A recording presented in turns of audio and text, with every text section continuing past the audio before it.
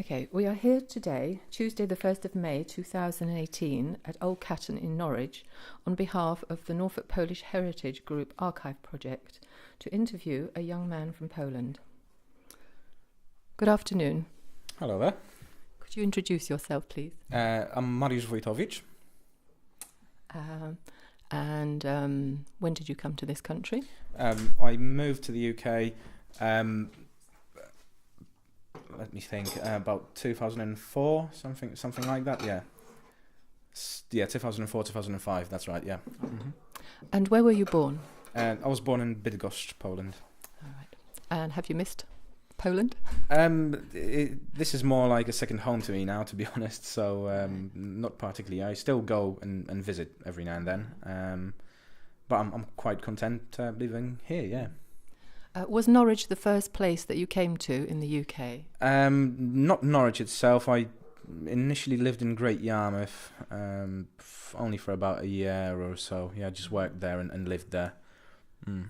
And then moved to Norwich? That's right, yep, straight away, just straight after I moved to Norwich, yeah.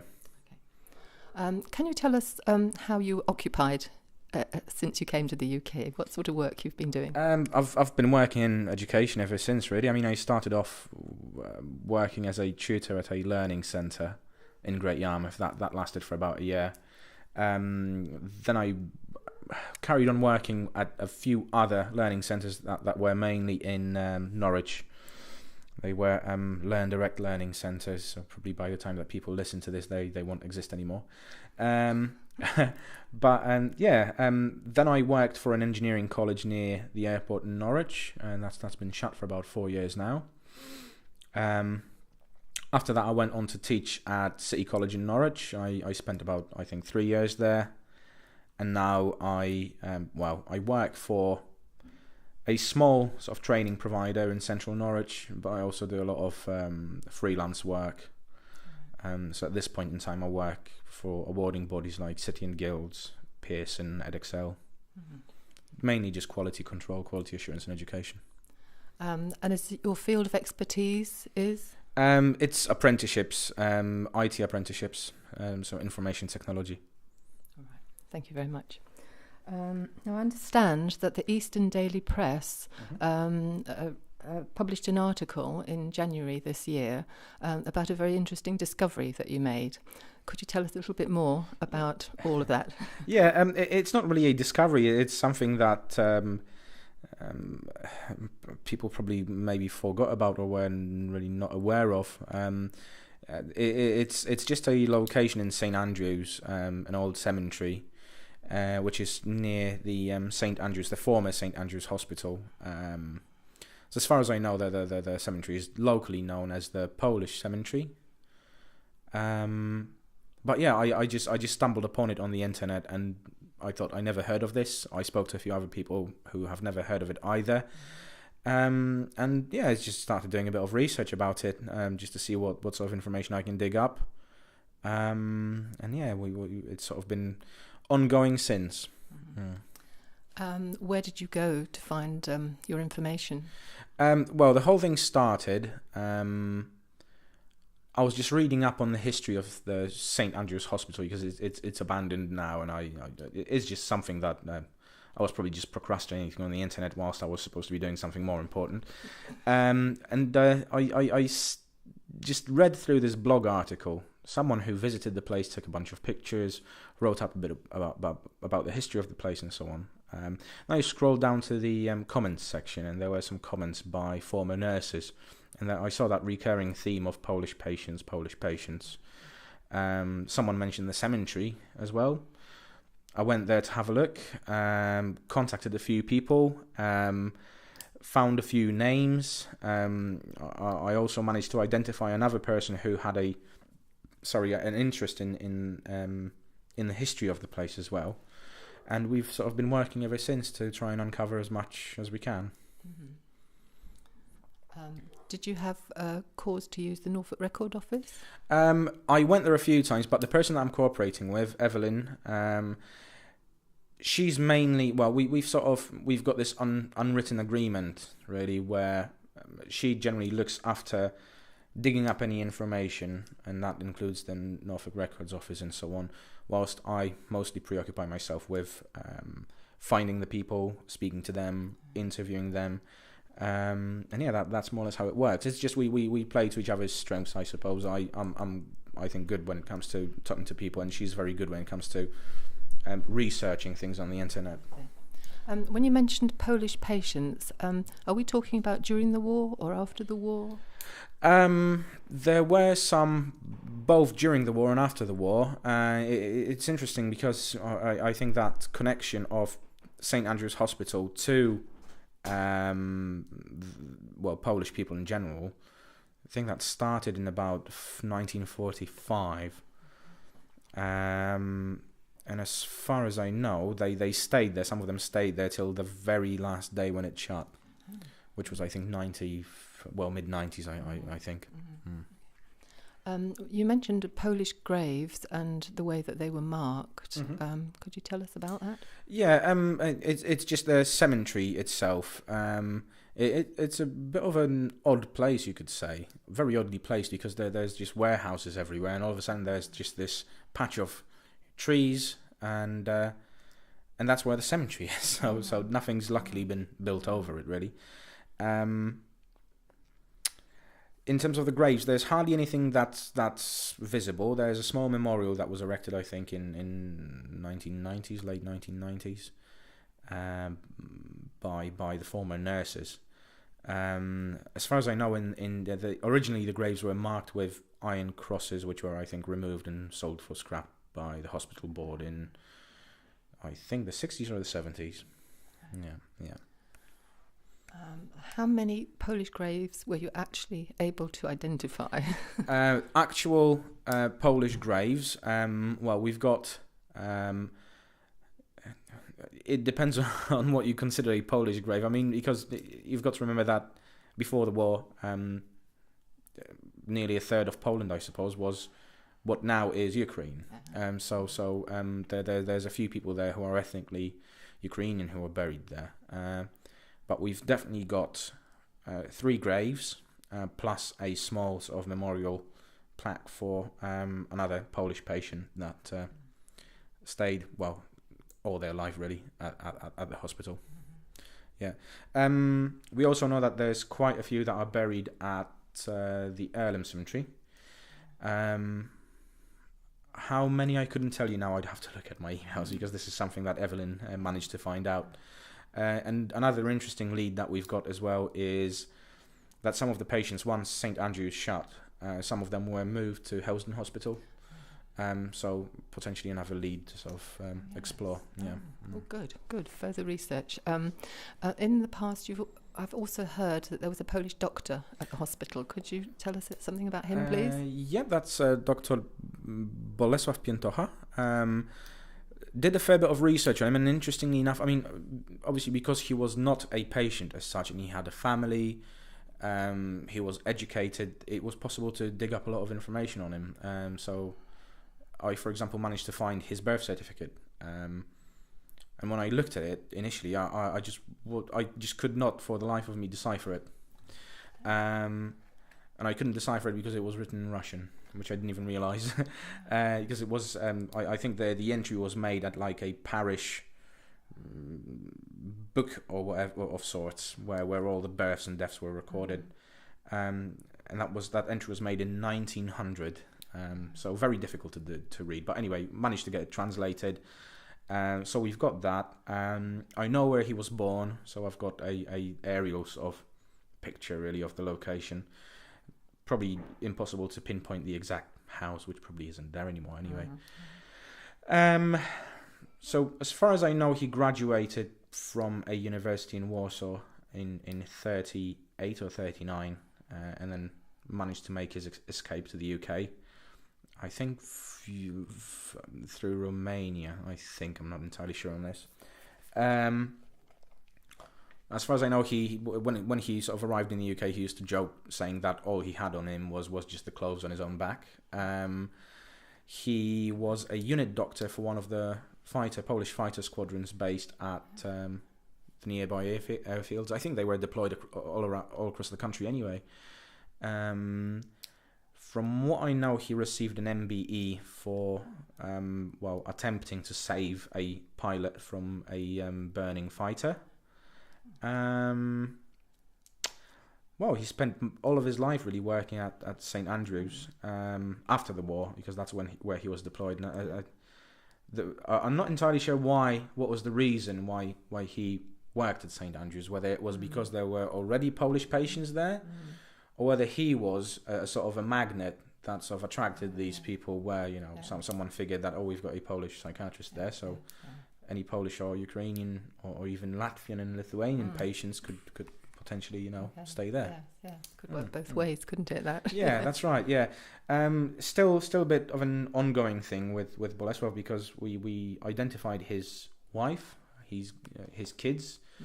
So the children should still be alive. We're not sure about his wife, but there are quite a few people in Norwich who have memory of them, including Adrian, because he mentioned that he used to know that family as a child. So do you think his children might be in Norwich? I've been trying, but without success so far. I know that one of them used to live in Norwich, and as far as I know, she was even associated with some sort of a panto group. But I tried contacting them, but I don't think they're active anymore. So back to square one, really. Thank you very much for telling us your interesting story. It seems as if history might be one of your hobbies as well as IT. It's just something that I always sort of enjoyed reading up on in my own time, I suppose. It's whenever I've got a few spare minutes or nothing to do, it's just Wikipedia on my phone and just scrolling through articles. That's just a way to, as sad as it sounds, it's just a way to sort of procrastinate, I suppose. Well, I think from what you said, there's still a bit of research to be done, because there's the Earlham Cemetery, as you mentioned, and there might still be more interesting facts to dig up. No. There's bound to be loads of information we should be able to dig up still. Everything that we could have found at the Norfolk Records Office, I think we've got. Possibly gaining access to some internal NHS records would be nice, but again, we're thinking about 40, 50 years back. So probably destroyed by now, really. But like I mentioned earlier, I mean, I'm not really fooling myself into thinking that I will now all of a sudden uncover the life stories or fascinating life stories of these people, because you've got to remember that they spent all their lives. They were deeply institutionalized. They probably didn't have families. They never had children.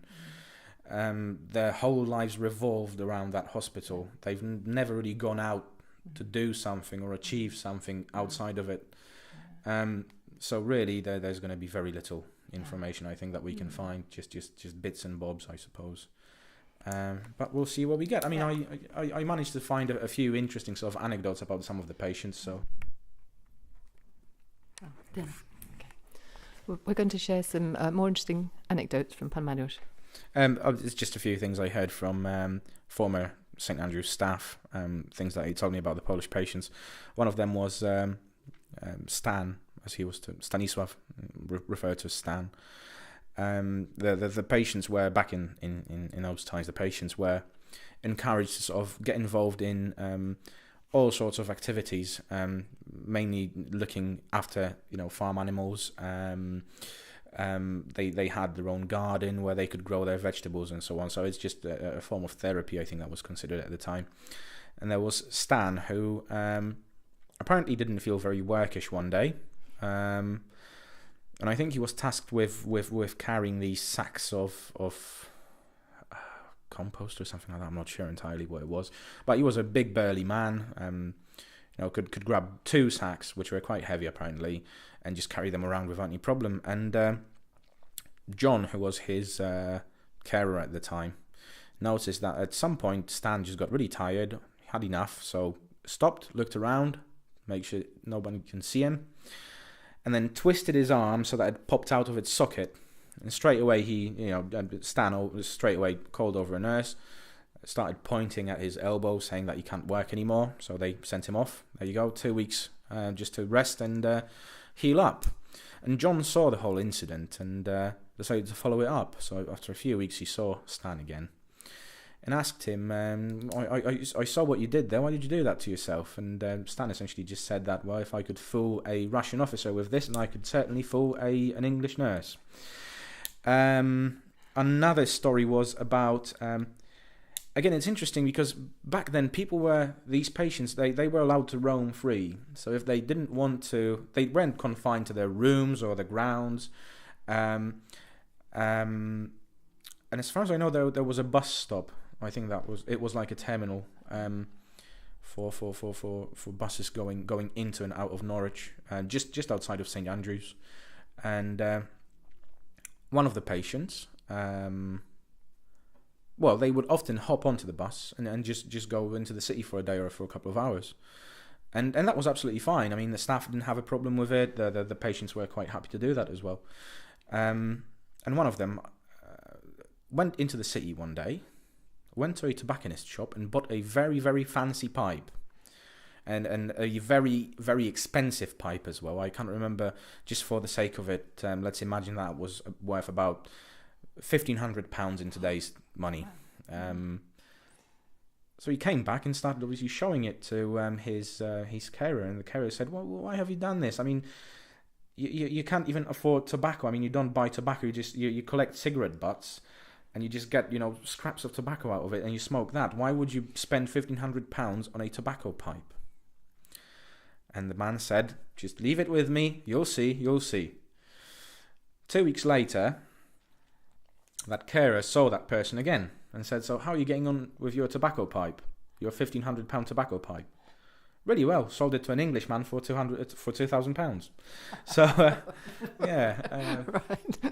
So that's one. There was one more. A gentleman, Hippolyte. I think we've got a picture of the memorial. He spent all his life there, but he was very fond of just roaming around. Apparently, he'd just disappear for a full day. Come rain or shine, he'd be out just wandering around. And he got hit by a lorry once when crossing from the north to the south side. I think the patients had a footbridge to use, but some of them decided to, just cross the road quicker, easier. I don't know. Got hit by a lorry, had his leg put in a cast, and was told, you need to rest. You shouldn't really be moving for maybe a month, 2 months, whatever. The first thing that Hippolyte did, as soon as that cast was put on, just went out for a stroll. Started raining, came back with the whole cast falling apart, so they had to replace it. 2 days later, he decided to go for a stroll again. And again, it started raining, so he came back with the cast falling apart. It had to be replaced. I think he ended up having that cast replaced several times. And the sad news is really that his leg never really healed properly, so he couldn't really walk sort of straight. So he was a bit wobbly in his older years, as far as I know. Yeah. There's a few bits of information you can still find, and obviously these are things are not they're not really written down anywhere. No. So where did you find out about these anecdotes? It's just former staff members. Another thing, and this is probably not really light-hearted one, this one, but apparently there was another patient, Polish patient, and again quite burly, quite tall and strong, gave the impression of being, maybe in the armed forces in the past and so on. And apparently he tried to stay away from the main road, from Yarmouth Road. The reason for that, it was whenever a car engine would backfire, he'd just drop on the ground and start shouting in Polish. Probably evidence of some fairly serious PTSD there. Yeah. But somebody remembered it, and somebody has managed to pass on the information. Yeah, people still remember these things. So there's bits of information that are still to be collected, I suppose. Good. Thank you ever so much for filling us in with those anecdotes.